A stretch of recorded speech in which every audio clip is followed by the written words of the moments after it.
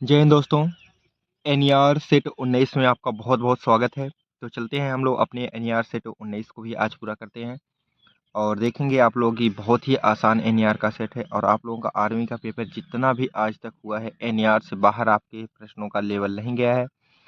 तो आप लोग उम्मीद कर रहे होंगे कि अपना एनईआर का सेट पूरा कर रहे होंगे और अपने पेपर को अच्छी तरीके से तैयार कर रहे होंगे, क्योंकि आपके पास अब ज़्यादा दिन का समय नहीं बचा हुआ है। तो तैयारी को अच्छा करते हैं और उसमें आपका एनईआर सेट 19 में आपको सॉल्व करवाने चल रहा हूँ। तो चलिए दोस्त, इसी के साथ हम लोग शुरू करते हैं। ये लिखा हुआ है कि क्रम संख्या में अगली संख्या क्या होगी। यहाँ पे लिखा हुआ है कितना, 2। 2 के बाद क्या लिखा है, 3। 3 के बाद 5, 7, 11। तो आप देख पा रहे होंगे कि कैसी संख्याओं का सीरीज है।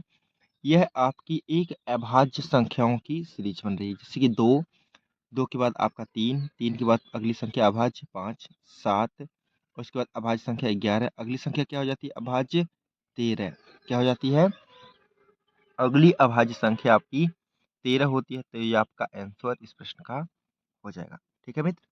चलिए 22 नंबर प्रश्न, 32 नंबर प्रश्न आपका देखिए लिखा हुआ है कि करड़ी में 19 26 का मान निकालिए। तो आप जानते हैं कि इसका यानी आपको वर्गमूल निकालना है। तो वर्गमूल निकालने की मैं आपको दो विधियां सिखाऊंगा, ध्यान से देखिएगा।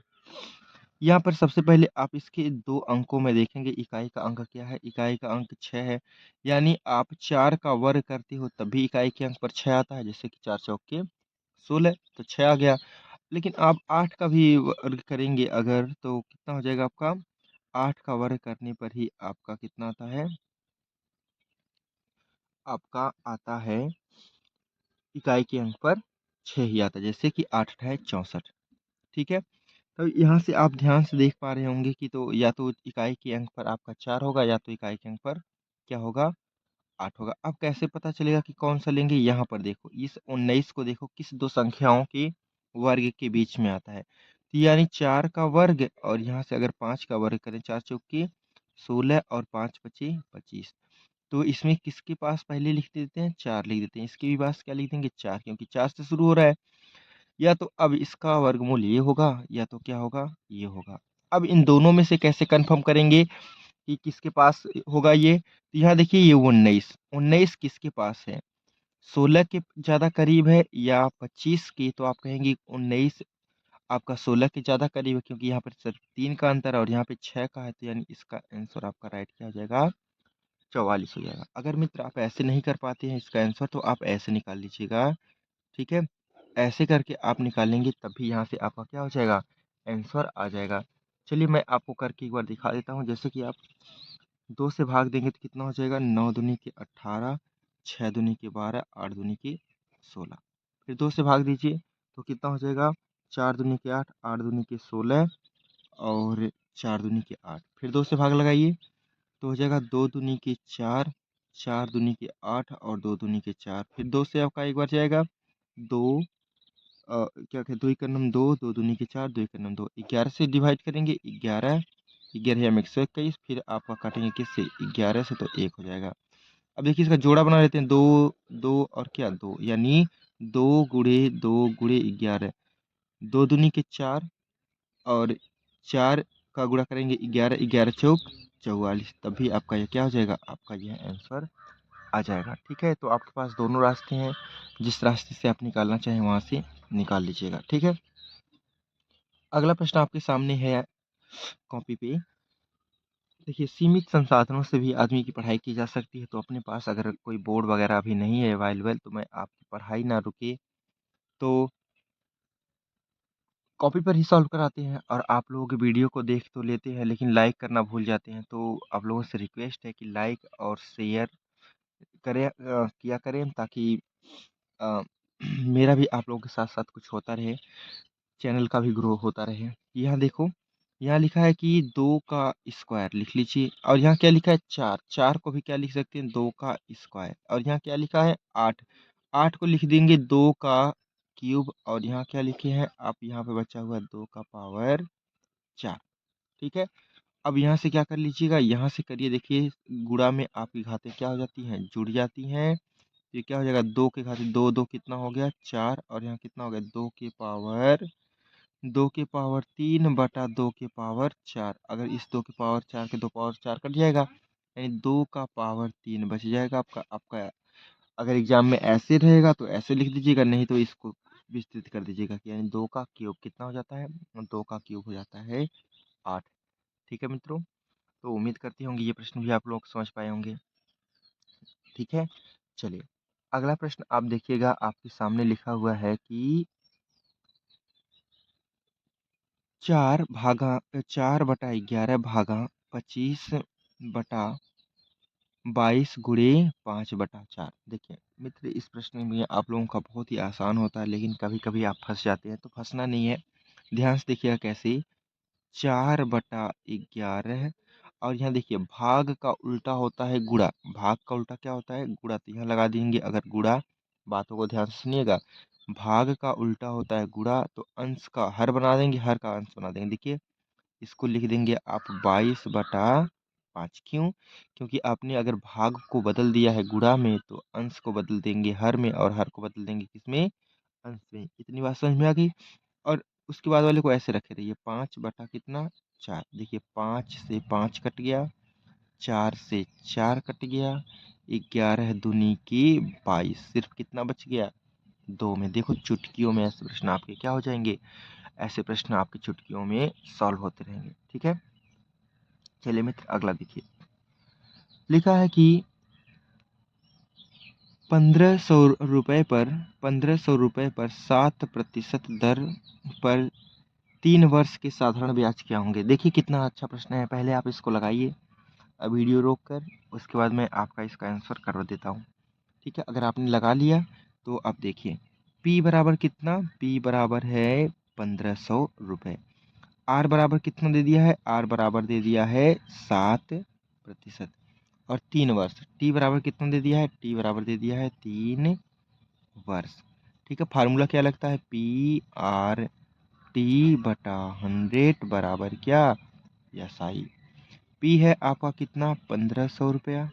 ठीक है, R है आपका 7% और T है 3 वर्ष बटा कितना, बटा 100। 2 जीरो काट दीजिए, तो यहाँ से गुणा करिए, तो 15×7=105, 15×7=105 गुणे कितना, 3। गुणा कर देंगे कितना हो जाएगा, 5×3=15, यानी 315। उसका क्या हो जाएगा, साधारण ब्याज। ठीक है, 315 मित्र आपका क्या हो जाएगा, 300 मित्र आपका इस प्रश्न का साधारण ब्याज हो जाएगा।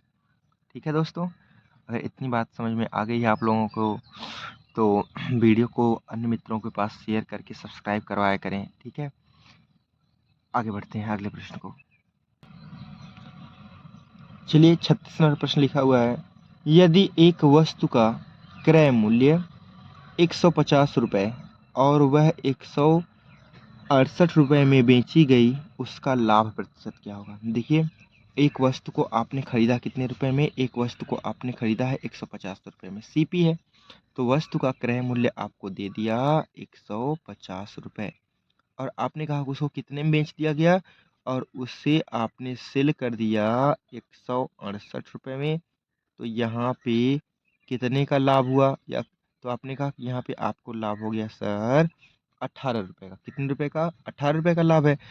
और लाभ और हानि हमेशा किस मूल्य पर होती है, क्रय मूल्य पर। आपने कहा कि 18 रुपये का लाभ है कितने रुपए पर, 150 रुपये पर। तो प्रतिशत के लिए 100 से गुणा कर देंगे, 0 से 0 काट दीजिए, 5 से 3 से काटिए, 3 6 18, 3 5 15। यहाँ से 2 काटेंगे, 5 दूनी के 10, कितना बच गया है, 6 गुणे 2, यानी 12% का क्या होगा, 12% का आपको मित्र इस प्रश्न में लाभ हो जाएगा। ठीक है, तो चलते हैं अगले प्रश्न को देखते हैं। जैसे कि आपके सामने दिख ही रहा है वो, कि एक वृत्त का व्यास 28 सेमी है, तो उसका परिधि ज्ञात कीजिए। मैंने आपको क्लास में कितनी अच्छे से बता रखा है कि वृत्त का परिधि का फार्मूला क्या होता है।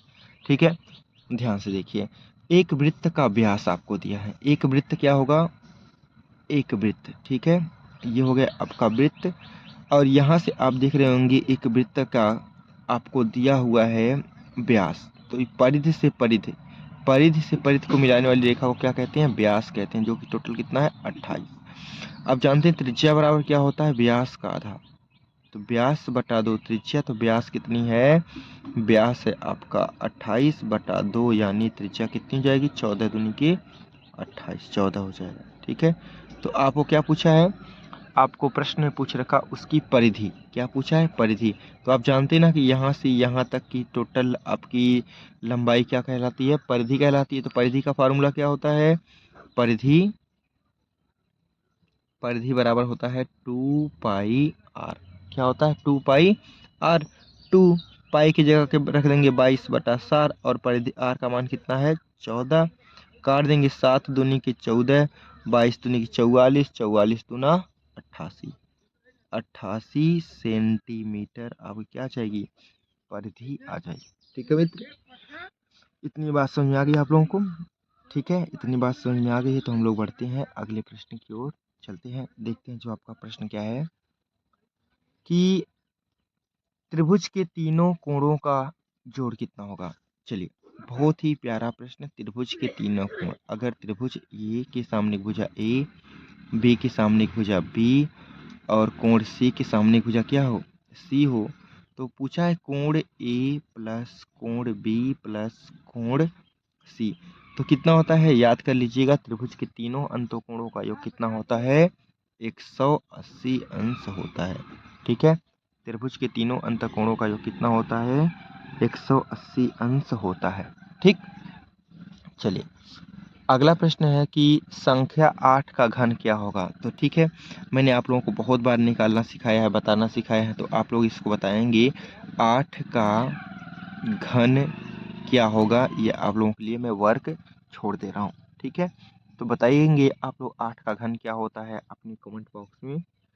ठीक है, अगला कि लिखा हुआ है आपको कि 9.2 गुणे 0.001। ठीक है, इसको सॉल्व करना है। तो देखिए, घबराने वाली इसमें बात नहीं है। कुछ मित्र मेरे क्या होते हैं, दशमलव देखते ही घबरा जाते हैं, मत घबराइए, सिंपल सिंपल इसको लिख लीजिए क्या, 92, और इसको कितना लिख लीजिए, 1। इसका तो गुणा करना आता ही होगा आपको ना। तो देखिए 92 गुणे 1 क्या हो जाएगा आपका, ये हो जाएगा 92। ठीक है, रफ्तार के लिए है, जैसे कि ऐसे लिख नहीं सकते हो, बस अब मैं आपको समझाने का कार्य कर रहा हूँ। तो देखो 92 गुणे 1 लिख लिया आपने। अब यहाँ देखो कितने अंक पे दशमलव है, 1 2 3, यहाँ 3 अंकों पर है, और यहाँ कितने अंकों पर है, 4 अंकों पर दशमलव है, तो आपका दशमलव 4 अंकों पर लग जाएगा। ये देखिए पहला अंक, दूसरा अंक, तीसरा बना लेंगे तीसरा अंक, और ये क्या, चौथा अंक, यहाँ लग जाएगा आपका दशमलव। यही क्या हो जाएगा, यही इस प्रश्न का आपका, यही इस प्रश्न का आंसर हो जाएगा। ठीक है, पहले 1 का गुणा इसमें करेंगे तो 92 एकन्नम 92, यहाँ 3 अंकों पे दशमलव, यहाँ 1 अंकों पे दशमलव, 4 अंकों पे दशमलव टोटल हो जाएगा। देखो 1 2 3 4, 4 अंकों पर आपका क्या हो जाएगा, दशमलव सही पूर्वक लग जाएगा। चलते हैं अगला प्रश्न को देखते हैं। चलिए, 20% को भिन्न में बदलिए। देखिए, ऐसे प्रश्न भी आपके एनईआर में पूछे जाते हैं। तो यहाँ पर देखिए क्या है, 20%। ठीक है, ये तो आप लोग जानते हैं कि प्रतिशत को हटाने के लिए 100 से क्या करते हैं, भाग लगाते हो। तो 20 एकन्नम 20, 20 पाँचे 100, तो यहाँ से क्या हो जाएगा, 1/5, यही क्या हो जाएगा, इस प्रश्न का आंसर हो जाएगा। ठीक है, अब देखिए मित्र, ये कितना अच्छा प्रश्न है। इस प्रश्न को तो आप एकदम चुटकियों में करेंगे। देखो, एक अंक, दशमलव 1, दशमलव 01, और यहाँ पे क्या है, दशमलव 001 है। कुछ मत करिए, पहले इसको आराम से लिखिए। ये वाला 1 को ऐसे लिख दीजिए, ये वाला 2 अंकों पर है ऐसे लिख दीजिए, ये वाला 3 अंकों पर ऐसे लिख दीजिए। ठीक है, 1 और ये वाला 1 और ये वाला कि सबसे देखिए, सबसे अंतिम में के दशमलव कितने अंकों पर, 3 अंकों पर है, तो पहला दूसरा तीसरा यहाँ लगा दो, आपका आंसर क्या हो जाएगा, बन जाएगा। क्या सीखा आपने, देखो 1 अंक 2 अंक 3 अंक, तो सब में समान संख्या है, 1 2 3 आपने रख लिया, और यहाँ पे क्या हो जाएगा, यहाँ पे इसी प्रकार ये हो जाएगा। ठीक है, चलिए अब यहाँ से देखिए, ये प्रश्न आपको थोड़ा सा अच्छा लगेगा सीखने में। यहाँ पर क्या है, देखो दशमलव 1 अंक पर है, दशमलव 2 अंक पर है, दशमलव 3 अंकों पर है, और दशमलव 4 अंकों पर आपको दिया हुआ है। ठीक है, तो कुछ मित्र क्या करेंगे, दशमलव के नीचे दशमलव लिखकर जोड़ लेंगे, वहां से उनका थोड़ा सा टाइम जा सकता है, लेकिन आंसर आएगा। यहाँ पे मैं आपको कैसे करता हूँ, यहाँ देखो, यहाँ 1 अंकों पर, यहाँ 2 अंक है, यहाँ 3 अंक है, यहाँ पे कितना है, 4 अंक है। तो यहाँ पर पढ़ो 7 का पहाड़ा, 7 एकन्नम 7, 7 एकन्नम 7। फिर ठीक है, 7 दूनी के 14, 14 के क्या लिखोगे, 4, 14 के 4, हासिल लग गया कितना, 1। अब 7 त्रिक 21, और 21 और एक हासिल क्या लगा है, एक 22, 22 के 2, हासिल लग गया कितना, 2।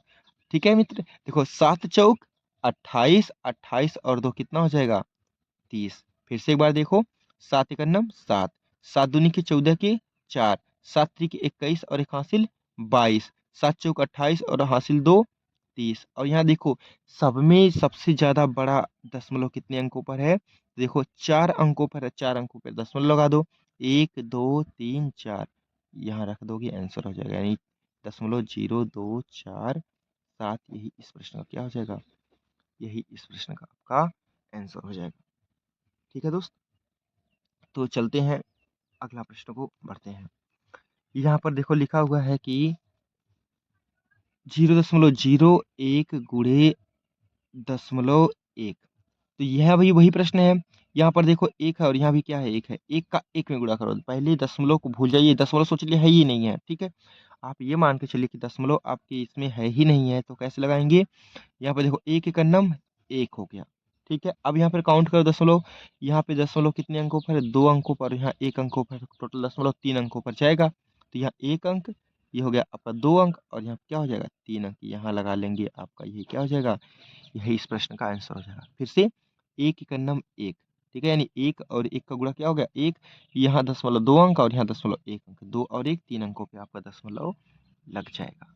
ठीक है मित्रों, चलिए जैसे आपका अगला प्रश्न लिखा हुआ है कि 25 प्लस 25 दशमलव दशमलव 25 माइनस दशमलव 15 और माइनस प्लस 6, तो इसको आप देखिए, पहले प्लस प्लस को एक साथ कर लीजिए, दशमलव 25, और यहाँ दशमलव के नीचे क्या लिख देंगे, दशमलव 6, और इसके नीचे कुछ नहीं है तो शून्य लिख देंगे, ये कितना हो जाएगा, 85। प्लस का क्या हो गया है, इसका और इसको पे जोड़ने पर क्या आ गया है आपका, प्लस 0.85 आ गया। माइनस कितना करना है, माइनस आपको करना है 0.15। ठीक है, तो देखिए 5 में से 5 गया क्या हो जाएगा, शून्य, और यहाँ पर देखिए 8 में से 1 गया कितना हो जाएगा, आपका हो जाएगा 7, और दशमलव लगा देंगे तो यहाँ क्या हो जाएगा, 0.7 हो जाएगा, क्योंकि दशमलव के बाद जीरो का कोई रोल होता नहीं है। तो आपको ऐसे मिले तब भी सही है, या आपका 0.7 लिखा मिले तब भी सही है। आप अकॉर्डिंग देख लेंगे ऑप्शन के कि आपका क्या आंसर उसका एग्जामिनर सही आपसे करवाना चाहता है। ठीक है मित्रों, तो देखिए आपका एनईआर आपका टोटल हो गया है 18 मिनटों में सॉल्व। अब मैं अगर आपको यही प्रश्न क्लास में करवाता तो ये 1 घंटा में होता, या कोई भी सर जी लोग करवाते तो वह आपका कम से कम 40 मिनटों में ही होता, क्योंकि क्लास का माहौल आपको शांत करवाना, सबको डील करना होता है, और यहाँ आप आराम से बैठकर अपना लीड लगाकर, ईयरफोन लगा के, या शांति में कैसे भी बैठकर पढ़ सकती हैं। तो ऑनलाइन माध्यम शिक्षा का एक बहुत ही अच्छा माध्यम है, आप उसको भी ज़रूर सीखा करें। बाकी तो ऑफलाइन बेस्ट ही है सबसे, ठीक है। तो आज के लिए इतना ही। कमेंट में आप लोग जय हिंद ज़रूर लिखेंगे अगर यहाँ तक वीडियो लिखे हैं। तो चलते हैं, पढ़ते रहिए, और मैं अभी आप लोगों का क्लास से ये ख़त्म करता हूँ, और दोबारा आप लोगों का क्लास आज दिन में भी एक आएगी, तो उसको भी देखिएगा। जय हिंद।